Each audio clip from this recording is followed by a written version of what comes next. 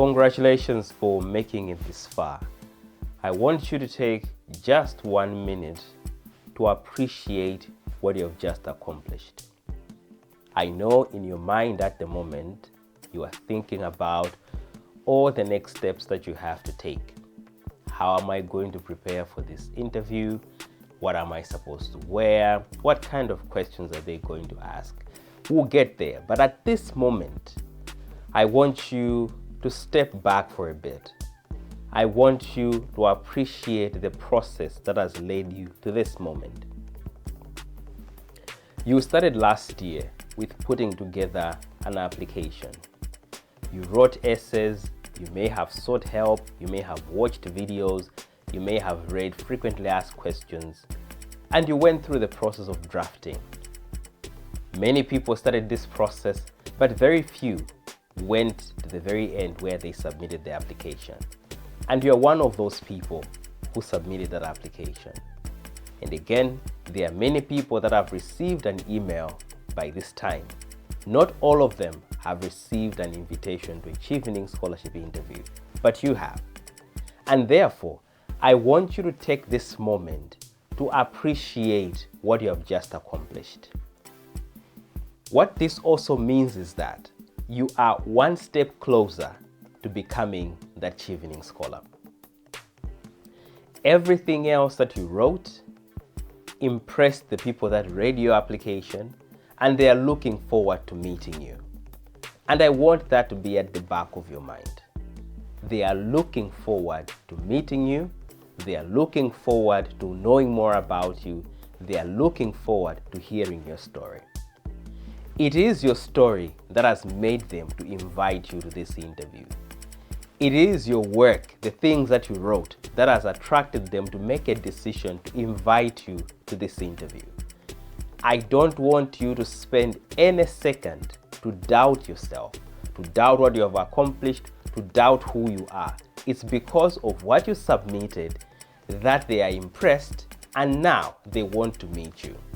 So when you're now preparing for this scholarship, I don't want you to think of yourself as somebody who is coming from a disadvantaged point of view.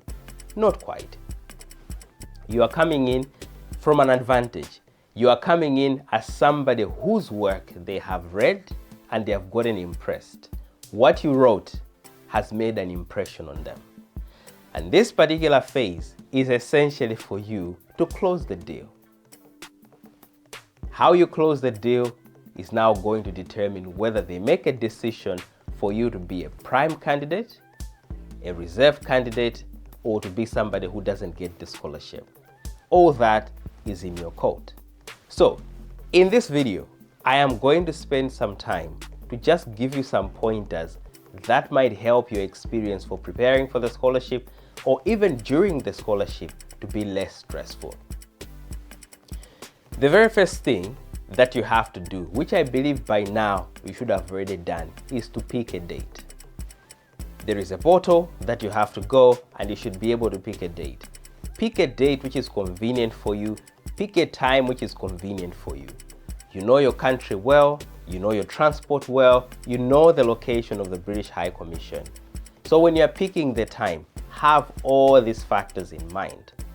If you don't know the location of the British High Commission or where you're going to do the interview, this will be the right time to start finding out where that place is, know how long it's going to take you from wherever you're going to be coming from to reach that particular location. The last thing that you want is to stress on the interview day because you did not do your job quite well in figuring out where the place you're going to be doing the interview is. So take your time to find that particular information. The next thing that I would like you to start to think about is what is likely going to be the content of this interview. A Chevening interview is going to range between 40 to 45 minutes. The panel is going to be made usually of 3 or 4 people. And all these people are going to have a set of questions that they are going to ask you. These questions are usually based on the work that you already submitted. So again, this is why I say congratulations for submitting this comprehensive and very powerful material, because that material is what forms the basis of that conversation.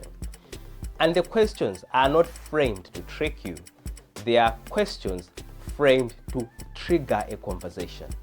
If you remember very well, at the very beginning, I mentioned that they are looking forward to meeting you. They are looking forward to hearing your story. The questions have been designed in such a way that that conversation can be started. It can also be a conversation which is focused. We all know that when we start a conversation and someone wants to know more about you, there are various things that you'd like to tell them about how amazing you are. This interview is designed to focus on certain aspects, and the questions, therefore, are there to guide that conversation, to guide the areas that you may want to tell people about. Which takes me to the other thing. The panel comes from different backgrounds. It is very likely that the people that are going to be on that particular panel are not from your background. They are not people who studied engineering like you did, or people who studied accounting like you did. They are people that are coming from a completely different discipline. Therefore, when you are on that particular panel and they are asking you questions, your job is not to throw jargon at them. Your job is to communicate that passion, that work that you do in a way that somebody should be able to follow, should be able to understand, and most importantly, they should also fall in love with your work the way that you do. The easiest way is to use simple English. If you have a story and you're using simple language, there is a very high chance that people are going to follow that story.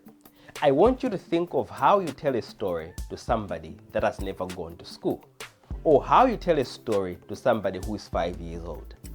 You don't spend time throwing in jargon for them to understand your story. Your attempt is to use the simplest language you can find, even illustrations, to ensure that the person on the other side is able to first of all follow the story, and if it was funny, for them to get the joke or to get the thing that made you laugh about it. Similarly, when it comes to this interview, your job is to help people on the other side to follow your passion, to follow why you are in love with that particular field, to understand why you are deciding to spend a whole year studying for this particular master's. So whatever you do, avoid using very complex language and jargon. Which takes me to a tool that has been used quite a lot. It's called the STAR approach. S-T-A-R, STAR approach. This is one approach that has been used in many interviews. This is where you paint the situation, you explain the task, describe the action, and you talk about the results or the lessons that were learned for that particular experience. So now when you're telling these stories and you have examples, always remember to use the STAR approach. It's going to be very useful in ensuring that people on the other side are able to follow what you're saying. On top of that, STAR approach helps you to provide a structure for somebody to be able to understand what was at stake, what was the issue, what was the context, what were we working with. They will understand what you did, and they will be able to understand the results that came out of it or the lessons that you drew from it, which is exactly what everybody is trying to understand when you're providing an example. It's not just about giving any other example, but giving somebody an understanding of what exactly did you do and what were the results that came out of it, which is why the STAR approach is going to be a wonderful tool for you to be able to use. You're going to have an opportunity to ask questions. Again, when you're asking questions, ask questions that are going to be related to the interview.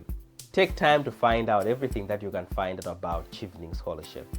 And if you have any questions related to that particular scholarship, then bring it to the interview.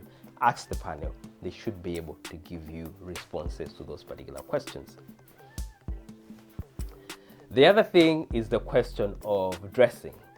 It's a formal interview, so you're going to wear formal clothes. There is something that I've figured out that when it comes to formal dressing, that when you wear formal clothes, there is a way that you gain a certain level of confidence. I don't know where this comes from, but for some funny reason, when you wear formal clothes and you know that you are really looking good, it has a way of improving your confidence. So when you're also thinking about your clothes, select those clothes that make you feel good. It has a way of improving also how you're going to be able to deliver during that interview. The last thing that I'm going to talk about is the issue of being yourself.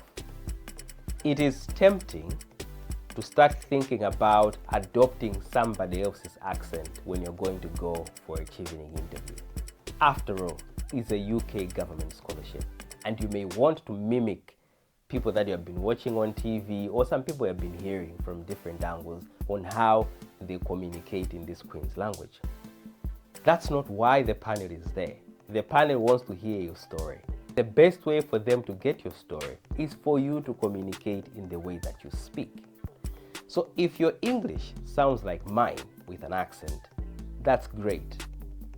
If you are somebody from Nigeria, somebody from Ghana, Zimbabwe, speak English the way that you do. You don't have to adjust or to be someone else. No, speak the way that you do speak. The key thing is when you are speaking, the people on the other side should be able to follow what you're saying. They should be able to understand. They should be able to follow your story. And you should also draw them in terms of the passion and the emotion that you're bringing in the room. Which takes me to the very last thing. It's not enough to just communicate the story. Make people feel. Make people feel connected to your story. Make people feel connected to that passion. And most importantly, make the panel feel that you are the right candidate for this particular opportunity. Thank you so much for watching this video. I hope this was useful. If you have any questions about the preparation in terms of the Chevening interviews, you can drop the questions in the comment section below and I'll be able to do more videos to be able to address those. Otherwise, I'm wishing you all the best. Trust me, the interview is not as complicated. It's going to be fun. The panel is always fun. They are not there to trick you. They are there to simply hear your story. And the person who can tell them about your story is you. So go there and tell them your story. Wishing you all the best.